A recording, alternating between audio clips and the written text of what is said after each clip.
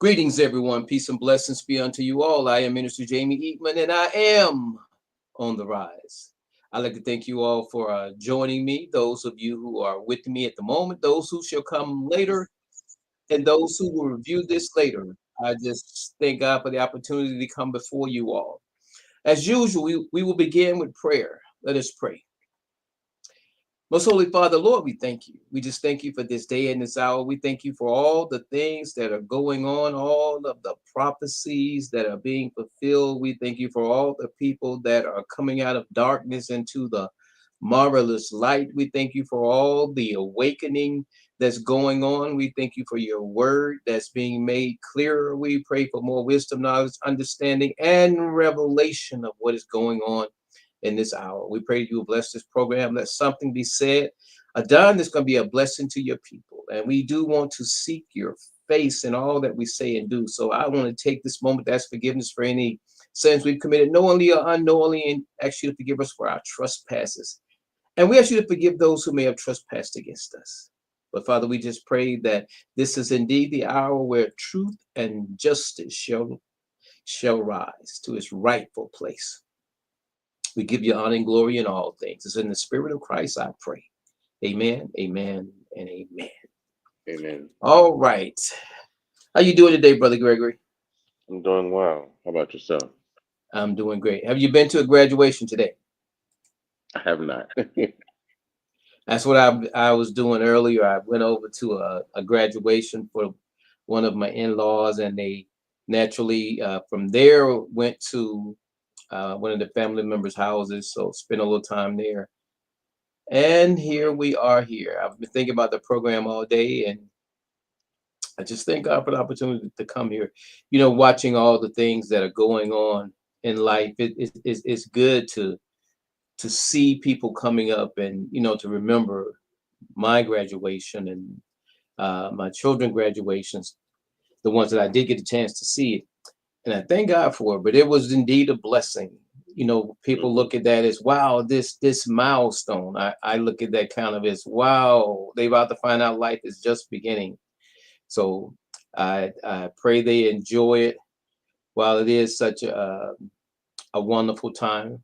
But as we know, when the graduation is over, the party is done, and the next morning, next few days to follow, when you wake up and it's time to, as they say, hit it again, it's Hmm. on to the next level, and that's beyond that graduation time. But that is a milestone that must be achieved. So I want to congratulate all those who have someone that graduated, all those who graduated. I give you all my blessings. I know it wasn't an easy task. It wasn't meant to be, I don't think, anyway. But we are ready to get into today's program, and I am here. Brother Gregory is here. Brother Gregory, I want to apologize to you because I was just posting the link in Facebook when I sent you yours. Actually, I sent you Hmm. yours first, then I went and posted in Facebook. But No as I problem. said, I had a lot going on today, but I am here, which is the most important thing. So I'm grateful to God for that. So, Brother Gregory, I didn't send you the usual paper. I think maybe this is about the second, third time I didn't. But our topic today is strategy. I want to talk about strategy. We've Hmm. had that word come up on several programs, have we not? Yes. Okay. Before we get into it, talk to me about strategy. Strategy as we have covered it on the program to make it relevant. So as we get into it, people will know we didn't just come out of pull this out of a hat. So, strategy, especially when it comes to our young people, we focus on getting them ready for their adult lives, for the trials that we know they're going to come in contact with, some of the walls that they will come up against. So we have to teach them how to just walk around the wall, or figure out how to go through the wall, or figure out another way to get over that wall. And so the best way for us to teach them is with youth leadership programs. And there's been plenty of programs like I talked about in the past. There's plenty more I can talk about. And prime example, my niece, she's in college up in New York, and she's going to go to an internship in Texas. And so, Hmm. we donated some money to her because, internships don't pay out anything. So, we gave her some money to, make sure she can go down there and live comfortably while she learns as much as she can while she's in school. Right. Okay. That's great there. And you touched on some very important things. It's really tied even into the word strategy because it's not a generalized or a small topic because you said some very powerful things there about the internships and all of these things that we may discuss and want to do. They all have one thing in common. They call for a certain amount of what? Preparation. Preparation. Preparation for sure. I was looking for that word money. And the reason I was looking for that word money is, today there are programs that people will do, and they'll do it to their best abilities, I think, in some cases. But most of the time, there's an incentive because minus the incentive, let's face it.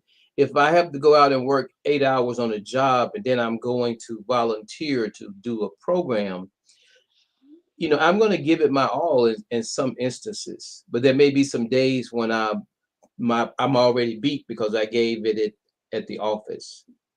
Am I making sense? I think so. Yeah. So what I'm getting at is, in order for a program to be effective, it has to have the things that it needs, and most of it kind of goes back, believe it or not, to finance. I was thinking of more in line of some of the programs that we have in place. A good example would be the some of the governmental programs that maybe some of which Trump might have shut down or may have impacted in a manner that some of the funding, and it may not be clear right now because I have this mindset that sometimes when people come in and show you their hand, you're playing spades and you can put your card out there or you can slam it on the table and slam it on the table. There's just additional strategy to what you're about to do. So we've seen Hmm. some things that were just slammed on the table. And I think that when things like that get slammed on the table, it's letting you know or alerting you to something that most of the time we miss because we're so caught up with the fact that was slammed on the table. So when it's withdrawn back or the person may have played out a term or whatever, we kind of see their hand. Are we anticipating something? But there's really maybe something else going on in the background. And I Hmm. say all that to say this: when it comes down to programs and things that are going on, we want to make sure that they are enduring. Because if it's not enduring, it'll be one of those things where we've kind of made that statement before. In my day, we used to. Those things that are good, those things that are honorable, those are the type things we want to carry on from one generation to a next, one time frame to a next. If someone says the school is 20 years old, it'll be nice to know that if there was a program that was started by the time that school started, if that program is valuable, that program is also 20 years old. But that comes with a matter of finance. Have you ever experienced that where something that was going on, it was no longer going on? It wasn't a matter of bodies, it was a matter of finance. Yes, I was just having a conversation with my aunt earlier today. She's writing a paper on Medicare and Medicaid and insurance policies.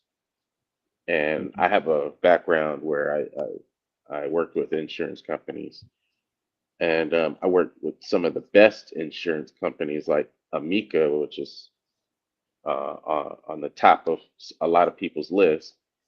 And I've worked with some of the mediocre ones, which I probably won't name. But the point being, the one thing that I was explaining to her is when it comes to healthcare, healthcare is supposed to be a temporary thing, especially government healthcare, like Medicare and Medicaid. The Mhm. government has no problem helping you out temporarily. They do have a problem helping you out for an extended period of time. And so that's the thing about our American government. They And a lot of people don't realize that. And don't get me wrong, there's been a lot of systemic things that happen that put people in a situation where they need to rely on the government. But the way it's, if you just look at it from a how it's set up, the government is set up to help people, help its citizens in a very temporary, short period of time till they get back on the feet and they can, start paying taxes again. That's basically how the government is set up when it comes to Right, healthcare. right, And so a lot of people have misused and abused the healthcare system, and so it makes the rest of us that need it look bad. Let's just be right. honest about that. And Right, when you hear about this person and that person using something that's supposed to just help you in your time of need for 120 years, and people manipulating that system, then you you question whether this person that's 30 years old or 40 years old, whether they're manipulating the system. Then it becomes harder for the honest person to get health care. So what we have to understand is that we have to strategically look at things in a very detailed fashion, and we have to study the rules and play the game accordingly. right, right. I like what you just shared, Brother Gregory, because for some reason my mind is really going more to strategy, not so much what is, but maybe I guess I look for holes in things. And you just mentioned a very important hole, and I want to really highlight it. So I'm going to go back here, and how you go into one room and you people don't see things in a dark room, so you go in the other room and cut the light on. Man, where that light come from? There should have been a wall there. But Yeah. like when you just said about the insurance being only a temporary, and one of the problems that I see, because remember I'm a nurse, so I've seen this before, where people insurance is they're drawing down to that favorable time frame when they're supposed to be able to use it, or they're still in an institution or facility where they may need it, but like you said, there's a certain window in which it is supposed to be allowed.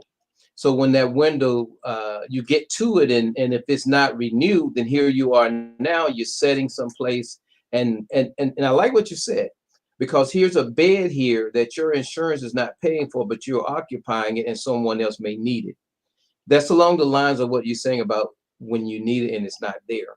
So that's not to imply that the other person didn't need it. That's somehow we're trying to observe how this system works. And I like the way you said that. You shed some light on the fact of what it's designed to do. So when we realize how something is designed and how it's working, and we want some different results, that's when we have to come together and come up with a strategy. And that's what we fail to do a lot of times. I think Right. many times because we don't strategize, it has a impact, and the impact of us not coming up with a strategy. We might even have good intentions. Some of us, we might go out here and we do some things in response, but it's not very effective because we did not have a good strategy. Am I making sense, Brother Gregory? Making perfect sense. That goes along with the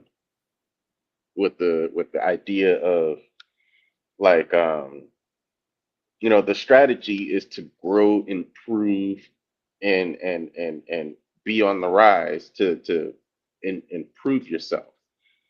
And so when people don't want to rise up out of their situation or improve their situation, they get complacent, and then they abuse the help that they're receiving. Right. Then when they get comfortable in this low position, it it's a horrible thing. It can last for generations. Hmm. And that's when people start saying, oh, the man kept me down. No, you kept yourself down, because there's plenty of people around you that rose up out of the same situation you in. And don't get me wrong, there are situations where there are people that are held down by their neck, and I can appreciate the seriousness of those situations. However, the people that are not being held I'm sorry, that are not being held down by their neck, but complaining like they are being held down by their neck, are the ones I'm referring to. Right. And Right. so when they abuse the system, the people that need the help, that actually need the help, get overlooked because of the abusers. People are very quick to point out when a group of people do something wrong, but very rarely do they give them the respect and the shine that they deserve when they do something right.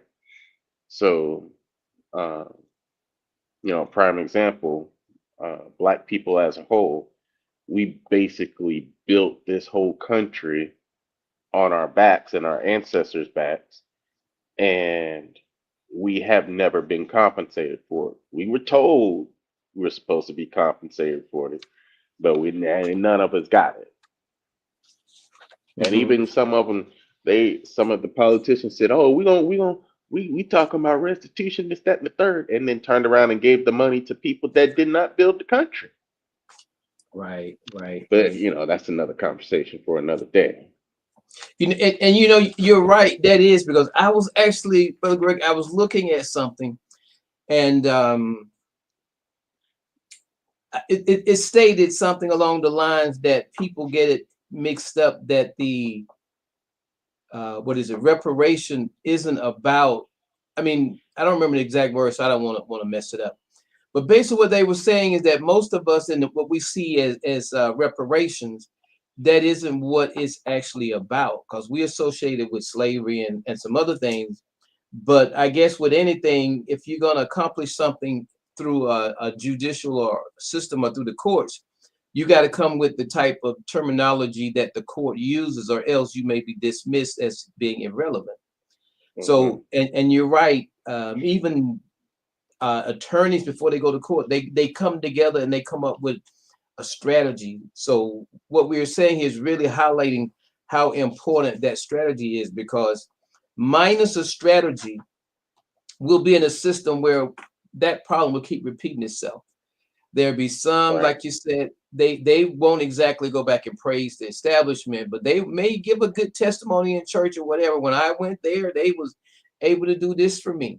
And there are others that are knocking on that same door where the other person gave a testimony in need because it's not working in this particular case. Hmm. But even those things, like in the healthcare, that's just one area of our lives. But you can see how important that strategy is. There's some people that have come up with some great ideas, because when it comes time to getting assistance to a person, there may not be any more governmental dollars left. I think some of the Hmm. reasons why they do grants and government give people money is they're looking for the civilian sector to provide certain services. So that's why that money is made available. Am I correct? I know you say you dealt with insurance. When it comes to healthcare and insurance, um, the federal money, it gets distributed to states well, not evenly, but according to their population. And then after that, then people, they write grants, and the state will allocate the funds accordingly. Now, when it comes to healthcare, the way healthcare works is everybody puts money into a pot, and then when somebody gets sick, the insurance company is supposed to help pay for the bills. That's generally in a very crude way of how insurance works. And Right. so they're expecting not everybody to get sick at the same time. Because if everybody got sick at the same time, of course, insurance companies would go broke. Right. Right. So, when the healthy people are paying for insurance, the sick people are getting help with the insurance, and that's just how it works.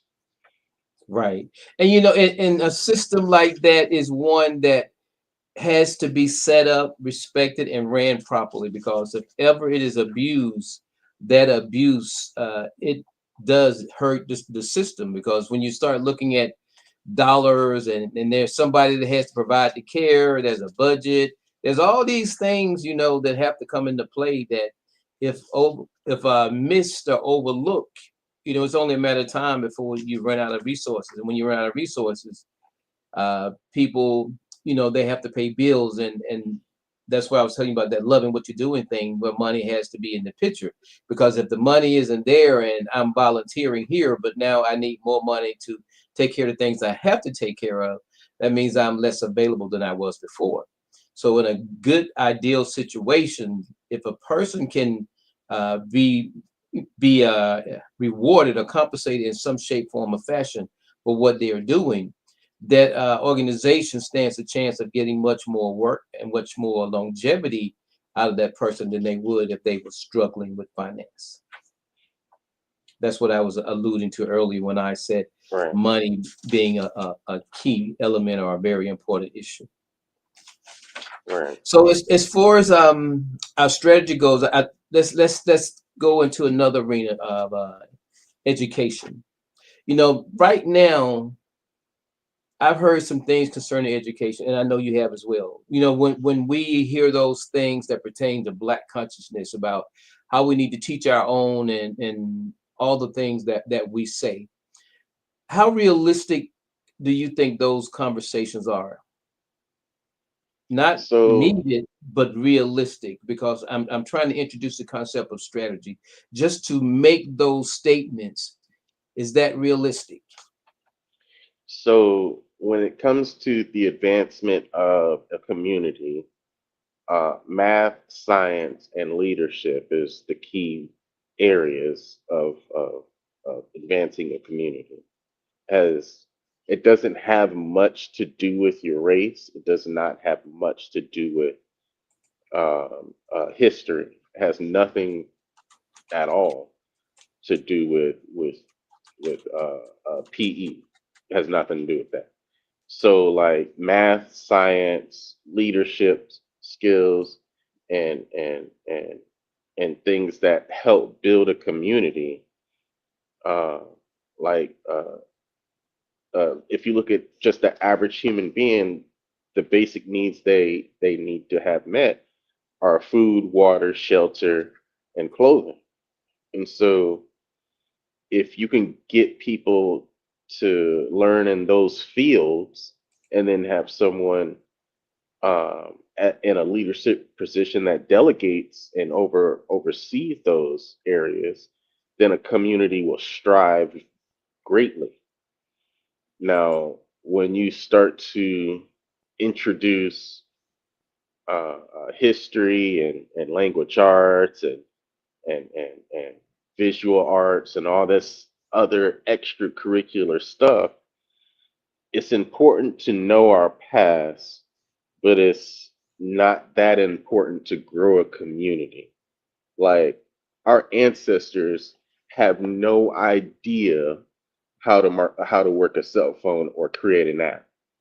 So learning Black history for that to advance a community and technology, that it won't play out too much. But to know Black history, you need to know how to treat people. Excuse me. So when people were treated badly in the past, we learned from it in one way or another. We learned we can't do it this way. We can't do it that way. We know as a human race, slavery is horrible. You can't have slaves anymore. So we learn from that. That's not necessarily a math, science, and healthcare situation, but we know from a historical standpoint, slavery is bad. So Mhm. uh, all areas of schooling play a part. However, I don't think it should be drilled into people's head of different races of different countries as important as science, math, statistics, healthcare. I don't think they're that important as those things that help communities. Right, right. You know, I like what you're saying, Brother Greg, but I would add this. You know, when a person, I'll use the military. I went into the military versus going to college, so there were some life lessons I learned when I joined the military, and I learned certain things that I would have never really learned, or maybe it would have took me a great deal more time to learn had I not joined the military. For example, uh, coming from down south, I'm running to people from New York, places like that, people from Guam, Puerto Rico, and all these people, you know, that you've never seen before. Well, I had. The world is it's not much larger or bigger, but you know, people are exposed to things more now than I was in my time frame. But when I joined the military, I learned a lot of things, and those things about the history actually propelled me to be better at some of the things that I was doing from a scholastic perspective. So when you say that that really doesn't help, I think in a roundabout way, it doesn't help as far as building that community, but it helps motivate or instill something in the citizens of that community or the members of that community. Right. Because void of a certain amount of knowledge, we become uninspired. You know, we kind of question our existence or any contributions we might have made. So when we learn that there was someone before us that made these great contributions, it encourages us, it inspires us. So, but as you said, that alone still doesn't do it. You know, we can sit back and get all the history we want until we're actually able to go and build something that's not going to change our communities, not going to change our neighborhoods. It make us better able to change our neighborhoods if we actually go into that act, the action piece, which is very important. Your thought? I like I said before, history shows us what's good and what's bad, Hmm. and it's important from a moral standpoint. Like I said, slavery. We know slavery is bad because of what history has taught us, Hmm. and but knowing history to help a community viewing. Let's just say we're going to talk about slavery. We know history. We know history says slavery is bad, and we have this knowledge, so we can use it as a moral standpoint that we need to compensate people for their work. Hmm. That's where it can help us. Um, and you're right, it can help us better ourselves by learning, who created this and how they create things and and but then that that falls back into math, science, and technology on creation of things that better our communities. Right. And so I feel like um, uh, uh, people hear that technology, it doubles itself like every couple of years or every year, whereas history is never going to go anywhere. It's just going to keep piling on.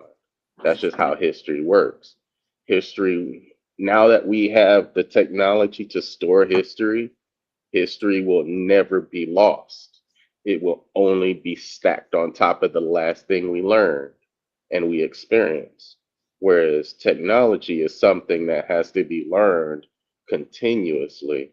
Science is something that has to be learned continuously because it's forever changing. We don't know everything about science and technology. Whereas history, once you know something about history, it's not going to change tomorrow. It's not going to change the next year. History is history. Right. Right. You know, you said something, Brother Gregory, that man is a mouthful.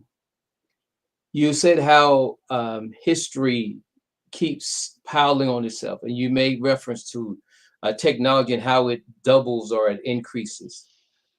Now, you said something, and what makes what you said so significant, and I want to really bring it out because It has to do with progress. I know you've heard this saying, if you want to hide something from black people, what do they say you need to do with it? Put it in a book. Put it in a book. Now, imagine in this time frame we're living in now, if you want to hide something from the elders, and I won't even say black or white, I'll just say the elders, people or seniors, what do you do with it? You put it Put it in in a technology. computer. There you go. So, but you get my point. So I see what you're saying. until we come up with that strategy, we're going to be running behind, and we're going to he who gets behind in the race must forever remain behind or run faster than the man in front. So the system is set up that way. Nobody has to go and put that rule in place because it was in place already. It just keeps repeating itself. Just as you say, with technology may double, but that means that the people behind become that much farther behind. So by the time something new comes up, everybody that had the old, it's like computers. The companies, when they renew their computers, they put that refurbished stuff out there for sale for someone to get. So it's almost like, we think we're really on it, but we're really not. It's like we hear the term AI and we go and talk to Chat GPT. We think we are Mhm. using AI, but we're really not, because it's so much deeper and so much more to it. So the question when we're talking about strategy here, it addresses the void between where we are or what the problem is, be it healthcare or whatever. How do we do something to fill that void so that we can serve more people or get better results? Does that make sense? Is that a valid Yeah, question? yeah. I think in order for you to learn something new, you have to be willing to learn. That's the Hmm. bottom line, simple, point blank, period. And so, if if you have people that don't want to learn nothing, they just want to be entertained all the time, they're not gonna learn nothing. Right. Whereas, in the 30s, 40s, and 50s, there was people trying to be the next best this, the next best that. They were trying to push the boundaries of what we knew today, or in the 50s, what they knew that day, to create something that no one has ever seen before. Now, granted, there are people that still do this today. They're always trying to create something new. However, there's a bunch of copycats out there. When I say a bunch, I mean like millions and millions of copycats. And I can when it comes to that, I can lean back on my Bible. I can lean back on my Bible and say, it's not that many Bibles copycats out there. There's only one Bible. There's no other Bible, Bible version 2. There's no such thing as Bible the second coming. There's no, there's only one Bible. And until till this day, it is still the most printed book ever in history. Ever. There is no other book printed more than the Bible. And Right. so if you see that number and you see how many Bibles have been printed up into the billions and trillions, then it makes you wonder, why is this same book being printed so many times? That would Hmm. be the bestseller every single year. But of course, they're not going to put it on that. They're going to put it on that list because it'd be the all-time winning ever. And so, uh, when we live in a world of copycats, it's hard to decipher what is the original, what is the truth, what is the nitty, what is the foundation. That's the hard thing. So to create a strategy, you have to peel back the layers and find the truth, and do your research. And I come from a generation where our teachers, they taught us to do research. They taught us how to research in order to find the truth, because we were just coming into the age of AOL, and we were leaving behind encyclopedias. So I graduated in 2002, And so we were just leaving behind the encyclopedias in middle school and coming into the age of AOL and the computer and Google. I don't think Google was yeah, Google was probably invented, but we used Yahoo and stuff like that. But my point being, um, they taught, instead of teaching us answers that they knew, they taught us how to find answers, which was Right. more important Hmm. because when you teach somebody how to find something, they knew back in 2002 that there's going to be a whole bunch of crap that you're going to have to peel off in order to get down to the truth. Right, right, right. And and you're so correct. One of the things I know may sound crazy about computer. It was a DOS computer. So I was doing the DOS commands, and in my mind, I came up with this concept. I'm going to teach people how to use DOS. And I came up with the concept of the processor being the brain, but you're smarter than the computer because the computer can only process, it can't think. I came up with all these things, but rather than just tell you what it was, I wanted people to be able to relate to it. And I Hmm. found that a lot of people don't like, or they're not willing to learn like that because I think you walk away more empowered when it becomes something that you can relate to as it pertains to reality. But I Right. think a lot of people are looking to just get that little spoon-fed thing. When people want to design a flyer, just show me how to do it. Next time when they want to do a business card, they're coming back again because they didn't get the understanding of how to work a graphics program. Right. So there's a big difference in knowing and knowing. Like even today, people, you see the little children with the phones, they can get it, they can go to their favorite game, and people brag and boast like this child is so computer literate. But that's a problem because when it comes down to computers and really being computer literate, it goes well beyond finding your favorite game. You don't had enough practice Hmm. at locating that. But as far as using the device, or as you said, because you know what it can do, making some use of it, that's a whole different level of knowledge, I think. Right. I And I told think my that's, I'm sorry, go ahead. and I was just gonna say, and I think that's what's missing because we are quick to know or believe we know without actually having fully learned, if that Hmm. makes sense. Yep. Go ahead. I grew up in, like I was saying, I grew up in a era where there was a typing class and calligraphy, and um, I had to learn how to sign my own name, Hmm. and it was horrible back in eighth grade. But I had to learn how to write in cursive. I don't even think they teach cursive anymore. Um, I think they stopped. but they don't have to teach people how to use computers anymore because basically everybody has a computer in their hand now. And so, back when I was in high school, we had to learn how to type, we had to learn how to write, we had to learn how to draw and curve. We had to learn these basic things before going into the real world because they told us, well, if you can't sign your name, you can't buy nothing. So I had to learn how to sign my name. And Right. so um, the one thing that I think is very strategic that we all, like I said before, we all have to do. You have to be willing to learn. You have to be open to Mhm. learning. You can't just be stuck in your ways.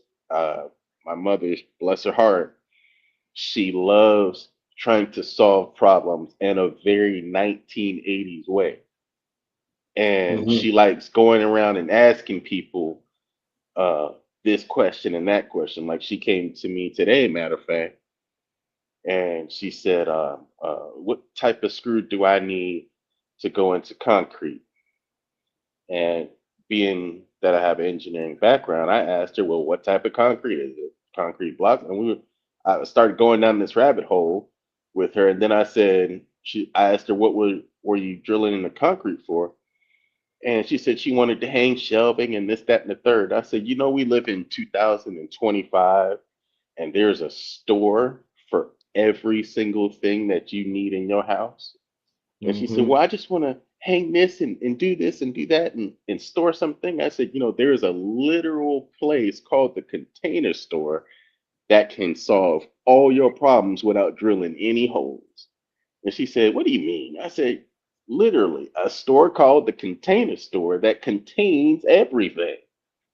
And she was like, well, I don't want to spend all that money. I said, well, why would you put a hole in a concrete wall? Right. So I was like, it's kind of apples and oranges, but still, my point being is, if it's not your wall, don't put a hole in it. That's what the Container Store is for. Is to Right. help you contain things that you don't want to, mess up other. Because if it's your place, you put all the holes you want in your wall. But if it's not your Right. place, you got to respect the property. And Right. That. so Yeah. I was trying to tell her, you gotta understand that there's things that you can use without putting a hole in the wall. So instead of Mm-hmm. asking my engineering brain how to put a hole in the wall, I should have asked you what you put in the hole in the wall first. That's what I should have asked first, but I Mm-hmm. didn't. And and once I found out, I understood that, Mom, you have to learn how to work around the rules, and it's very simple to work around the rules. You got to strategize. Right. Right.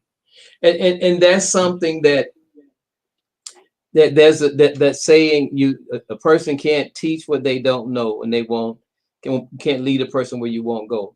So until you get that point across to your mom, she wouldn't be able to share that. But when she get it, because like I know your mom, she'll educate a lot of people on it. But that's the Hmm. key thing. The term onboarding in the technical field, you have to onboard a person to a particular process or whatever, so that they will understand it. Minus that, you can do certain things, but people aren't going to get it till they've actually had the onboarding. And that onboarding, it's what presents a challenge today. Because with everything new that they come up with, until a person has been onboarded on how to use it, it's new to them. And most Hmm. people, they don't like to mess with something new. Right. That's the problem right there because people people are stuck in the 90s and 80s. They think, Hmm. oh, I got to do this and I got to do that. No, you don't. It's 2025. You don't have to do nothing. You Right. literally can be in your house and never leave and have everything you need. Like literally. And Yep. I said you can have stuff delivered to you. You can Yep. have people come fix anything that's broken, and you don't have to leave your couch. And I said people have set up the world so that it's very limited interaction with people, especially after COVID. The world was set up so you don't have to leave your house. And I mean, that's a bad thing. But my point is, so many people on this world, they've probably had your problem at one point in time. And someone had the same problem that also had the means to fix the problem and then solve it for everyone else. That's what the Right. internet is for. And so Right. I was telling my mother, if I can't answer your question, just Google it. Someone has had your problem before. There's too many people on this earth to have a unique problem.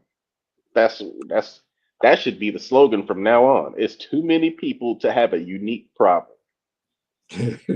And that is so true, because now, it used to be a time when databases were done a certain way, when you had to be so close to get the data. But Hmm. now you could almost entirely mess up a question, and they will still give you the data you're looking for.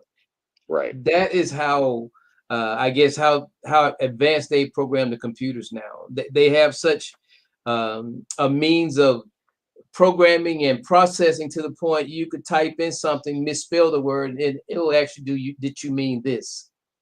Right. So the information's out there. It's just a matter of getting to it. But I wanted to bring up something real quick, Brother Gregory. You know, um, there's something we hear Trump in the news about his token. You've heard that, right? The token as far as as Bitcoin. far as the amount of money he's made, and they said insider trading. And I don't know if it was on his token or the market, but I want to talk about Trump's token for a moment. And the Okay. reason I want to talk about Trump's token, I've said this before, that there's a wealth transfer that's going on now. And in order for a wealth transfer to go on, it's like, Brother Greg, I can stand here and hold my money, preparing to give it to you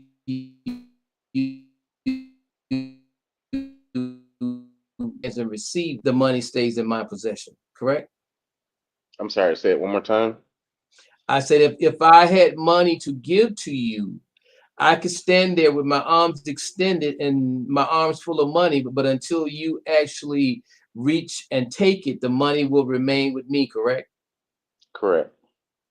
And I say that because in my mind, there's a wealth transfer going on. But this wealth transfer, unfortunately, is tied to what the internet calls the 4IR, the fourth industrial revolution. So Hmm. if you look at the revolution when the World Wide Web came in, look at how many people became millionaires that probably would have never acquired that type wealth had it not been for that particular revolution. Right. A lot So of so black here people it is. became Here it is millionaires now. too. Okay, I didn't hear you. Go ahead, say again. I said a lot of black people became first-time millionaires too. Right. But see, that should have been a lesson for us. But instead, we have now what's called the fourth industrial revolution, and it involves AI, and everyone is telling you how many people are going to lose jobs and all this other stuff with AI. But there's something that's going on as well. Before, when there was only Bitcoin, Bitcoin showed us something. Hmm. If you can remember, well, I remember very well when a Bitcoin, I heard the name, but when someone came and told me that it costs, you could invest and get some for $300. Now, naturally, they started before 300, but that was when I came in contact with it. And for me, that was a lot of money. So I didn't bother with Bitcoin that much.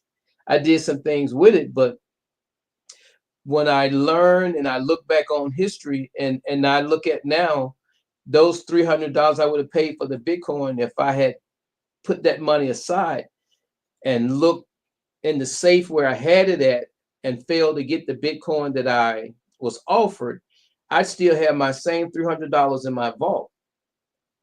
But if I had gotten that one Bitcoin, I would have $113,000 that started at my $300. So when you start looking at things like that, you can see where it is so easy, in a sense, for wealth to be transferred if you have the right knowledge. Does that make sense? Right. Because if you can imagine someone going out there and telling people, um, if you will, I'll give you these $300 if you'll sign this check. And this check that you're signing is a Bitcoin that someone left you as an inheritance. You just took $300 for your $113,000. Right. That'd be a great mistake, wouldn't it? Yeah. But look Well, at how many of like us made that mistake because we didn't embrace that technology and we didn't understand it. so, I made an investment as well. I um I was probably 28, 29, and I found out. No, I was probably like in my 30s. I found out the $2 bill was being cut out of circulation. They were no longer going to print them anymore. Hmm. Now, the really expensive $2 bills are printed before 1976. I don't know. I never really looked into my $2 bill, but I knew in my head this this $2 bill was going to be worth money one day. So Hmm. all I had to do was just hold on to it as long as I can, because I know for a fact that something that is no longer in circulation, someone's going to want to buy it one day, and Right. they're going to Hmm. offer me way more than $2 to buy that $2 bill. And so um, I've when I started thinking like this, like I said, I was in my 30s, and the first time I heard about something was I don't know if you remember Buffalo nickels. Right. Buffalo nickels being worth like, $2 and $3 million, and they stopped, printing Buffalo nickels back in like the 40s and 50s. But today it's like worth almost $1 million, and people are paying, close to $2 and $3 million for them. And so, but if you take a Buffalo nickel and you go buy yourself a lemon head, it's still only gonna be a nickel. So I Right. mean, it's it doesn't make sense. Like if I take my $2 bill and go buy something that's $2, it's still gonna be worth $2. But I know how people look at things that they can't have, and so I tell all my black brothers that the best way to attract a black woman is to make her think that she can't have you.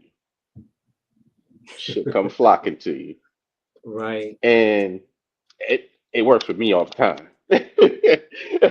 I don't get all, women smile at me. I don't give them the time of day. 2 minutes, not even 2 minutes later. Hey, don't I know you from somewhere? No, you don't. But I know why you came over here.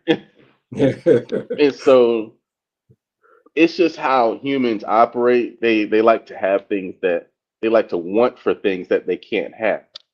And so when it comes to tie it all back into strategy, like you said about the Bitcoin, and I said about my $2 bill, uh, we have to start investing in things that we know people are going to want in the future that they can't have.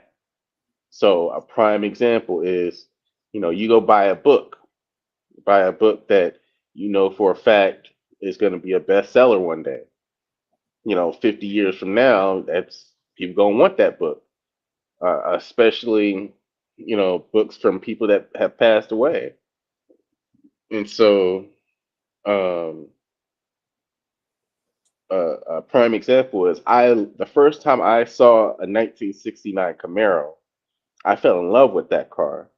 I said, man, one day I'm gonna buy that car. And by the time I got old enough to buy a car, period, they already started to creep up in price. And now you can't even find a wrecked 69 Camaro for less than $100,000. Oh, And wow. so they're just they're so they only printed, I mean not printed, they only made so many of them. And because they're not making them anymore, that's what makes them valuable. And Right. so the only way you can get a 69 Camaro now is if you buy it from someone else and they've already, made it their own Camaro, and you have to take it and make it your own Camaro. It costs even more money after you paid $150,000 for it. Right. So the next best thing that you can invest in is information. That is Mhm. something that you can't get taken away from you, but you can always give it away to someone. Does that make Back to sense? Greg, well, it does, and that goes back to what we were just saying about that onboarding, that training. Until people know, they don't know, and the saying, "What you don't know can't hurt you." If I'm avid believer that there's a wealth transfer going on, and that the only reason that we're not taking advantage of, we're a part of it, is because we haven't been trained to do so.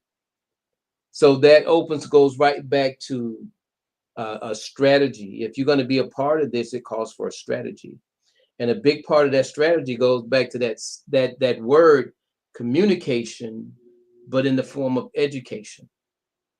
And until we actually get that portion done, I look at we're in this battle, and in this battle we're trying to win, and for most part we're actually trying to catch up. He who gets behind, we've been behind, but we don't see ourselves as behind. So we don't look at catching up, so we look at winning, and there's nothing wrong with that. But if you don't know the how far you are behind, it's going to be a little hard to gauge and pace yourself so that you even stand a chance of winning. But in any case, we're still in the race. So, but I was saying all that to say this. I want to share this video with you. In this video, you've heard me allude to something what I've been working on, or the OTR token and so forth. But this video deals with it's a real life scenario, real life situation, and I'm gonna let it kind of speak for itself, and then I'll tell you what I have to say about it. So give me a second to get this on,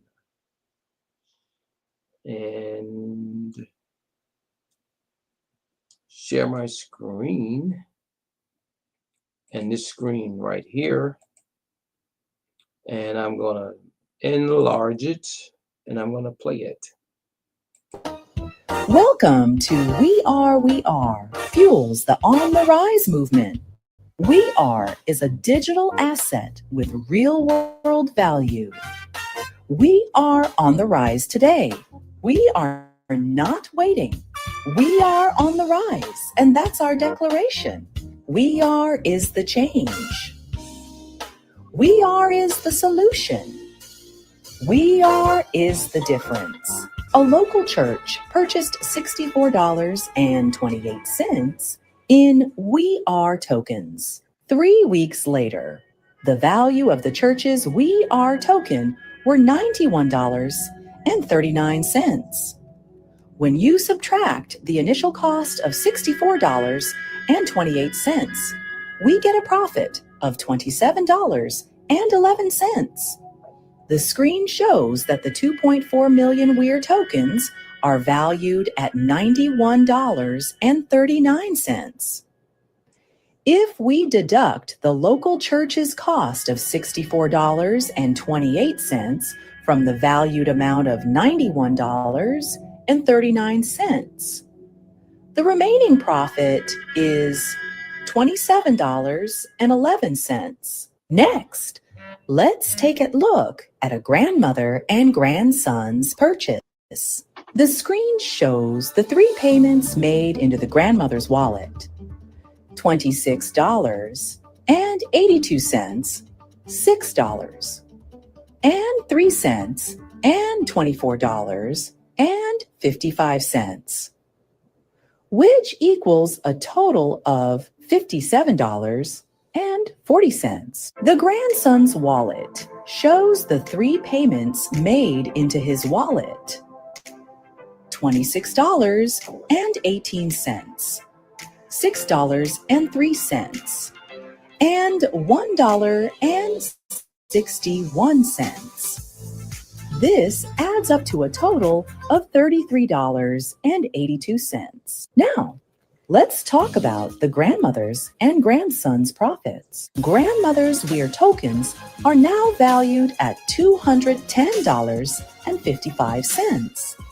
After subtracting the initial cost of $57.40, the profit comes out to be $153.18. Now, the grandson's WEIR tokens are valued at $187.74. After subtracting the initial cost of $53.88. Motherly love, the We Are impact. A loving mother investment, $20.06.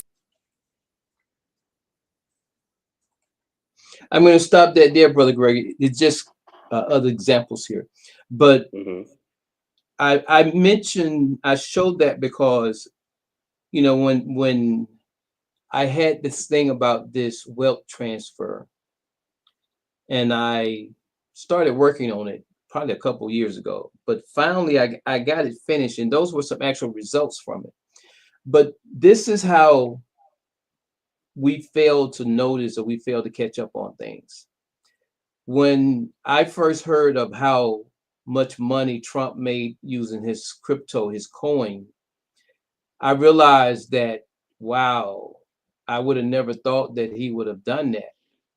But then I realized later that with crypto, it happened again.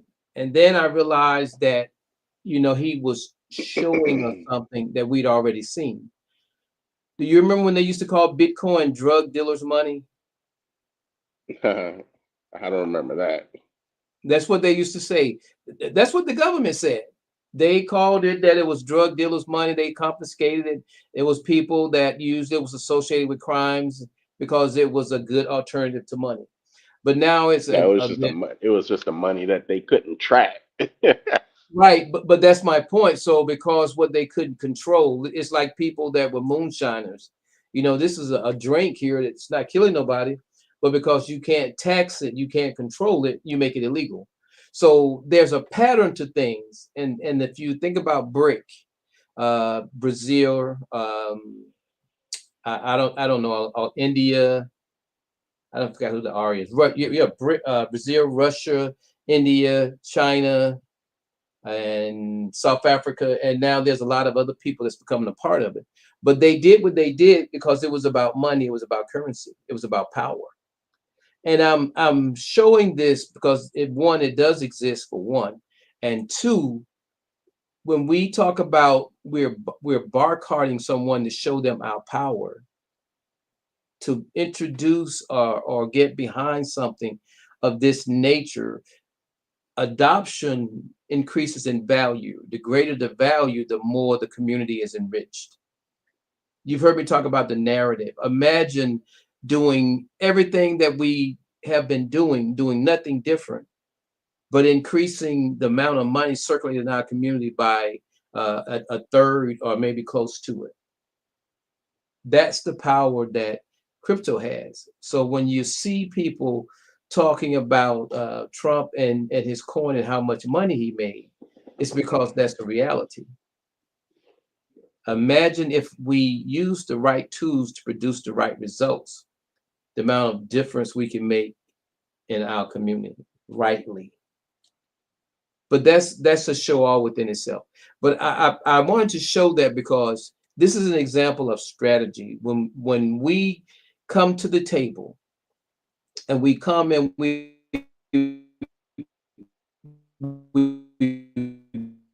opens when it comes down to strategy. You know, the thing that we started with, you didn't even know what the topic was going to be, but you're here.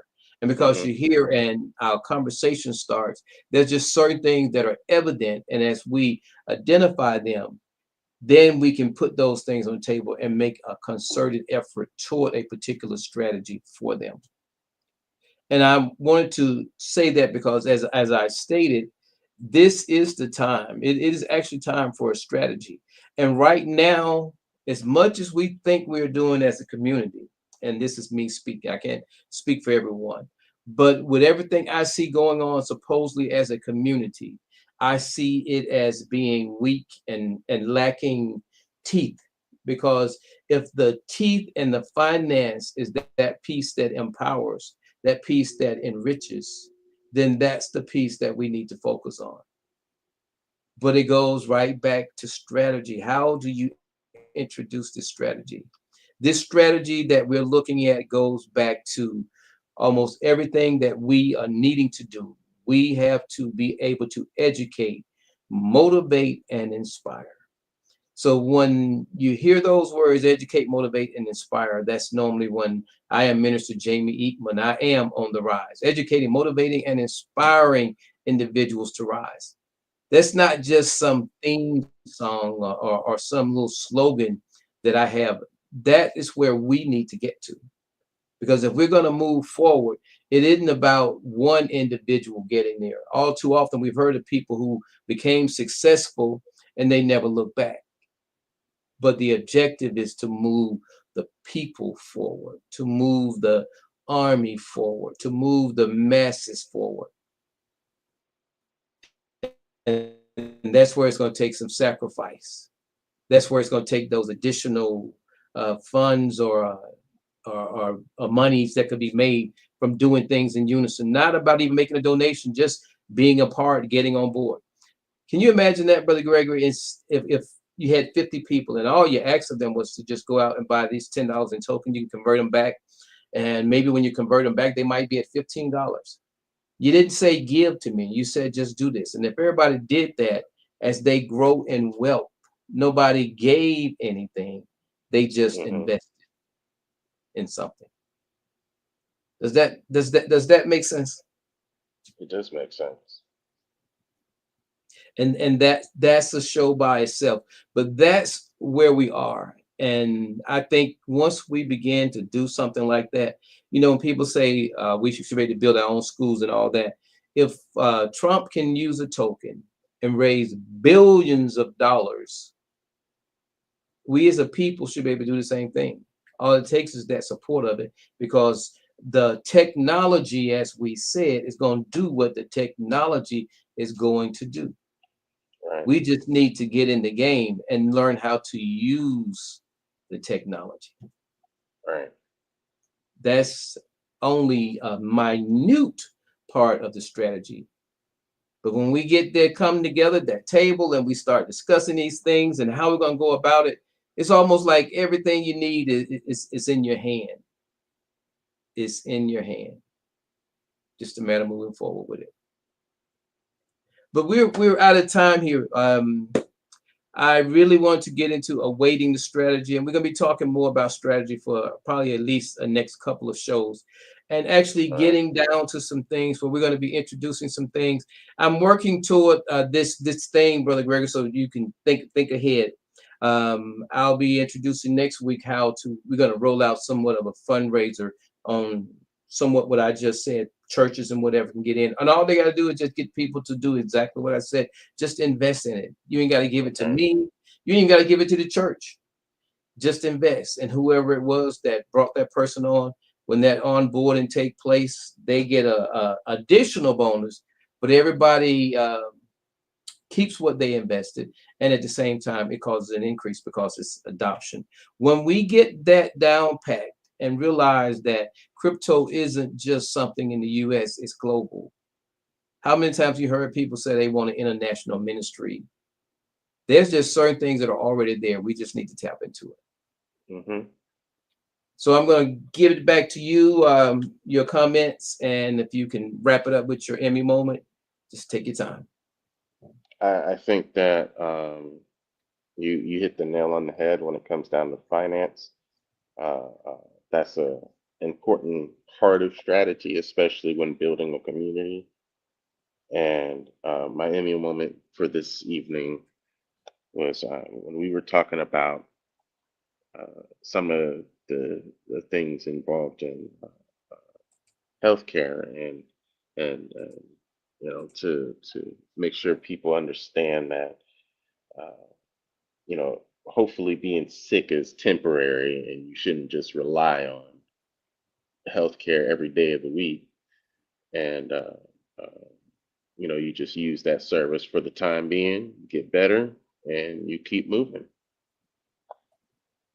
Amen. Well said. Well said. And my Emmy moment, I'll piggyback on that, because in our community, if we are continually using that service, that means that we have there's a medical term. I apologize for not remembering it. But when someone actually uses the medical system, or they uses medicine when they're not really sick, but they have that sick mindset. And when a person does that, it brings about a physical sickness into that person's reality. But it's time that we begin to heal some things in our communities. And that healing isn't necessarily that some of us have diseases or something that's broken. It pertains to the way we think. It pertains to the way that we do things. It just addresses a holistic approach to things. And that's why there's holistic medicine. When people embrace that, they tend to see them less in the emergency room and places like that.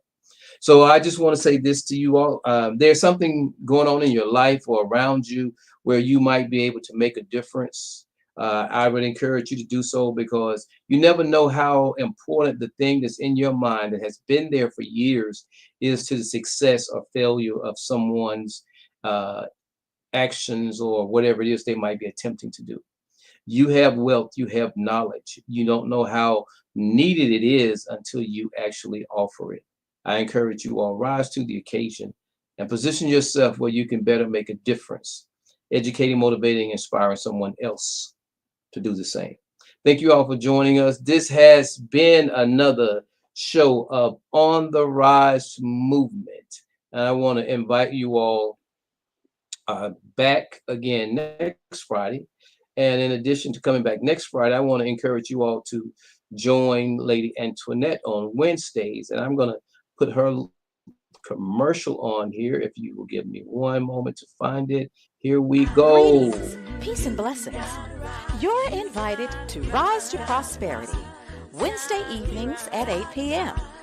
I, Lady Antoinette, and my co-host, Minister Jamie Eatman, would love for you to join us, our panelists, and our conversation room guests Wednesday evenings at 8 p.m.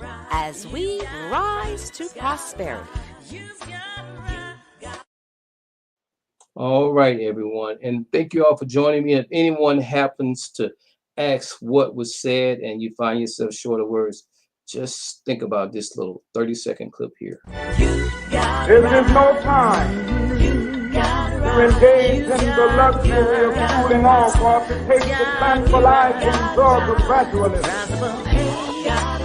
And I, for one, will join in with anyone. Don't care what color you are, as long as you want to change this miserable condition that exists on this earth. Greetings, I am Jamie Eaton. Join me Fridays at 8 p.m. to our On the Rise movement. All right. Again, thank you all very much. Thank you, Brother Gregory, for joining me. And it has indeed been a pleasure. I look forward to our next program or Rise to Prosperity, wherever we encounter each other. Peace and blessings be unto you all. Take care.